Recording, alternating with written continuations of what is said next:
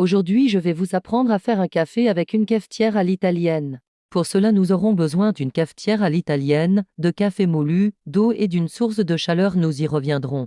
Avant toute chose, je vais vous faire une présentation des différents éléments de la cafetière italienne pour que vous puissiez suivre le tuto facilement.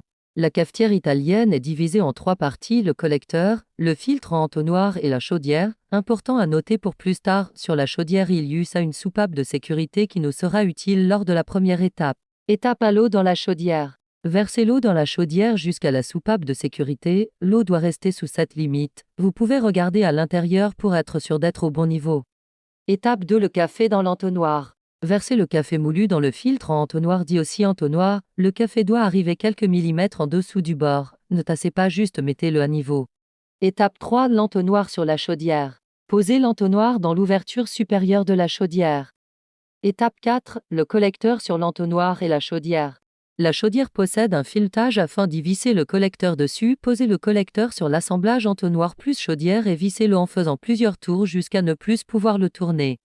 Étape 5, la cafetière sur la source de chaleur.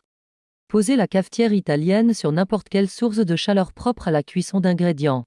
La cafetière italienne a l'avantage de pouvoir être utilisée sur différentes sources de chaleur telles que le feu de bois, le gaz ou encore les plaques électriques vitrocéramiques ou à induction. Pour cette dernière, la machine doit être compatible avec cette technologie.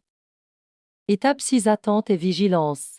Attendez calmement que le café remplisse le collecteur. Le temps d'attente est différent en fonction de la cafetière. Sortez le café du feu quand vous entendez des bruits de gargouillis ou regardez si le collecteur est rempli et si le café commence à bouillir. Cela signifie que le café est prêt. Retirez-le immédiatement du feu avant que le café ne brûle. Étape 7, service du café.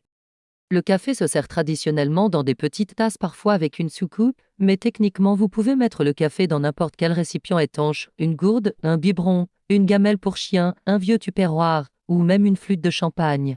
Mais attention, attendez avant la dégustation pour ne pas vous brûler. Bonne dégustation.